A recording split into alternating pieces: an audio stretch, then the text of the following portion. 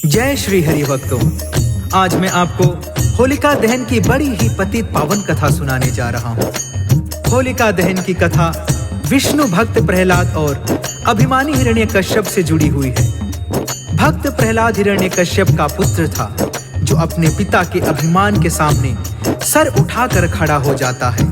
तो आइए कथा प्रारंभ करते हैं।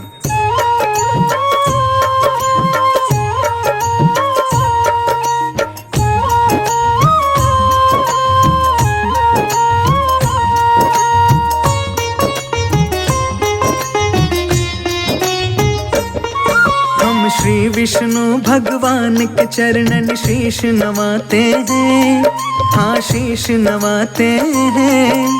होलिका दहन के तुमको पावन कथा सुनाते हैं, हम गाथा गाते हैं।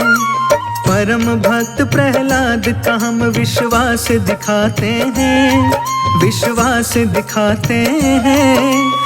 होलिका दहन के तुमको पावन कथा सुनाते हैं, हम महिमा गाते हैं। आया होली का त्योहार, हुई खुशियों की बौछार। आया होली का त्योहार, हुई खुशियों की बौछार।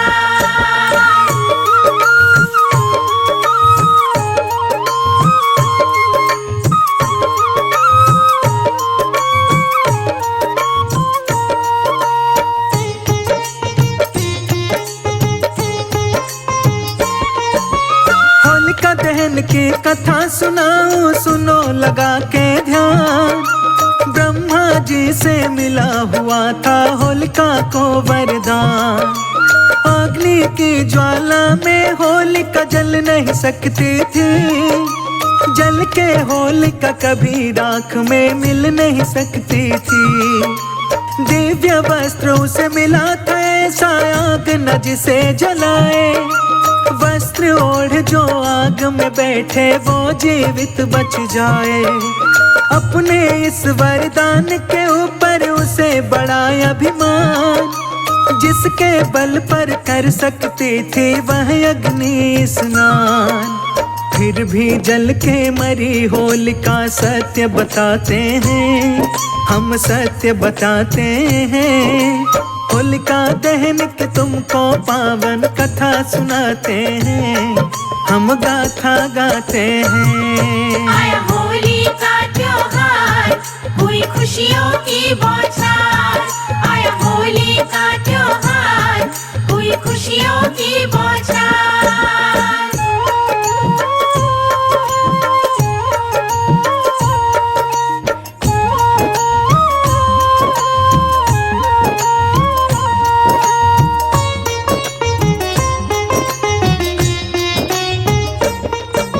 हिरण्यकश्यप नाम का महाअभिमानी राजा, जो विष्णु भगवान से द्वेष रखता है, वह स्वयं को भगवान मानता है। उसके राज्य की प्रजा उसको भगवान बोलने पर विवश थी। यदि कोई किसी दूसरे भगवान का नाम ले लेता था तो वह उसकी मृत्यु दंड दे देता था। हिरण्यकश्यप का एक पुत्र था, जिसकी आयु 12 वर्ष के आसपास की ही रही होगी। उसका नाम था प्रहलाद, जो श्री विष्णु का परम भक्त था। हिरण्यकश्यप के हृदय में भरा बड़ा अभिमान, स्वयं को घोषित कर बैठा वह सबसे बड़ा भगवान। उसके राज्य के सारे निवासी डर कर रहते थे। हिरण्यकश्यप को विष्णु से ऊपर कहते थे। उसके राज्य के हर मंदिर में उसी की प्रतिमा थी। देवी देव भगवान से ऊपर उसकी उपमा थी। उसी की पूजा, उसी की अर्चना, उसी का हो गुणगान।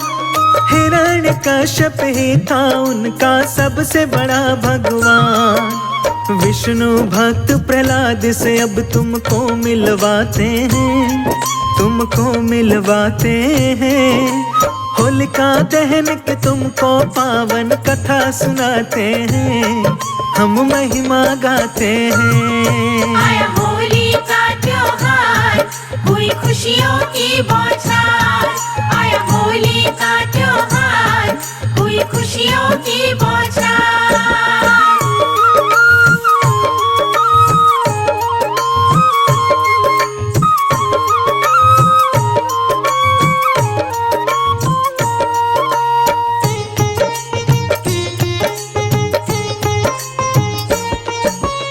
हिरण्यकश्यप का पुत्र प्रहलाद जो विष्णु भगवान की पूजा किया करता था और उसके मुंह से हमेशा श्री हरि श्री विष्णु जी ही निकलता था। इस बात से हिरण्यकश्यप को बड़ा क्रोध आता था। उसने प्रहलाद को कई बार दंडित भी किया, कारागार में भी डाल दिया, गंगा जी में भी फेंकवा दिया, परंतु प्रहलाद का बाल भी बांका नहीं कर पाया था। हर बार बच के आ जाता था प्रहलाद। हिरण्यकश्यप ने प्रहलाद को दरबार में बुलवाया और बोला, आखिरी बार समझा रहा हूं, उस विष्णु का नाम लेना बंद कर दे। अपने पिता से हाथ जोड़कर कहता है प्रहलाद, पहले है श्री हरि पिताजी, सब है उनके बाद। श्री विष्णु भगवान है मेरे प्राणों के आधार, उनके रहते कोई मुझको नहीं है सकता मार। सारी ही सृष्टि है जिनके चरणों के अधीन, क्षीर के अंदर शेष की सैया पर है जो आसीन। जीवन मरण है हरि के हाथ में, डरने की क्या बात, उनकी शक्ति से टकराए किसी की क्या औकात। सुनकर अभिमानी के नेत्र फिर लाल हो जाते हैं, हाँ लाल हो जाते हैं। होलिका दहन के तुमको पावन कथा सुनाते हैं, हम महिमा गाते हैं। आया होली का त्योहार, हुई खुशियों की बौछार। आया होली का त्योहार, हुई खुशियों की बौछार।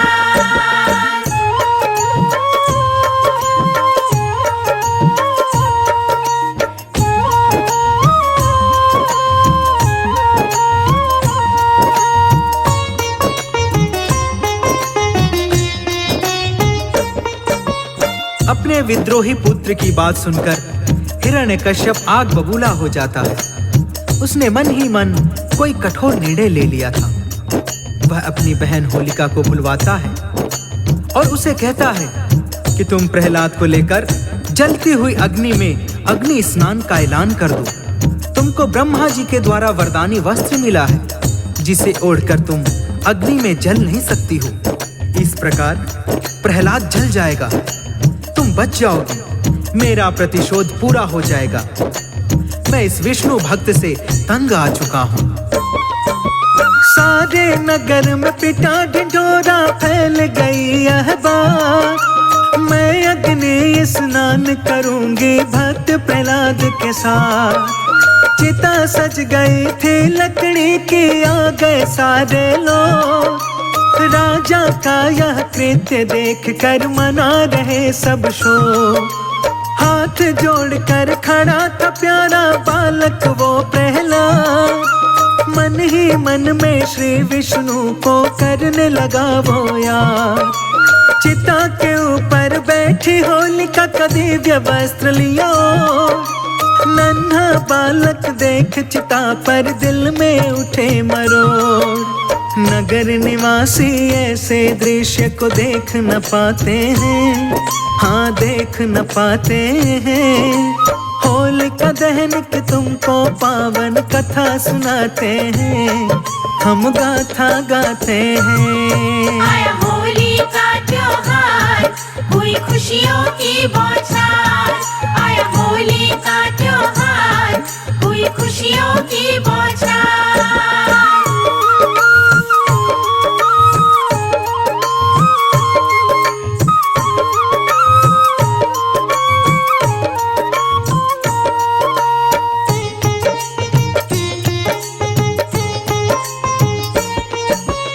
होलिका प्रहलाद को अपनी गोद में लेकर बैठ जाती है। नगर निवासी ऐसा डरावना दृश्य देखकर सिसक रहे थे। हिरण्यकश्यप ने आदेश दिया कि आग लगा दी जाए। लकड़ी में आग लगा दी जाती है। प्रहलाद मन ही मन में अपने भगवान का ध्यान कर रहा है। अचानक से हवा का झोंका आता है। होलिका का वरदानी वस्त्र उड़कर प्रहलाद को लपेट लेता है। परिणाम स्वरूप होलिका जल के राख हो जाती है और प्रहलाद सुरक्षित बच जाता है।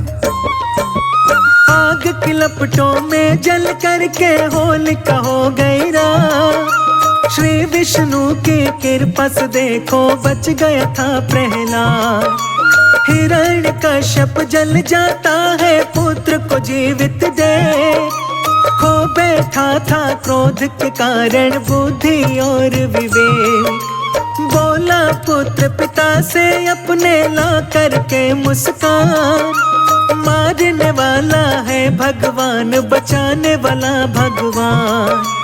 बहन आपके जल के मर गई हो गई जल के राख, अपनी बहन का आपके सिर पर चढ़ा पिताजी पाप। हर संकट से प्राण बचाने श्री हरि आते हैं, हाँ श्री हरि आते हैं। होलिका दहन के तुमको पावन कथा सुनाते हैं, हम महिमा गाते हैं। आया होली का त्योहार, हुई खुशियों की बौछार। आया होली का त्योहार, हुई खुशियों की बौछार।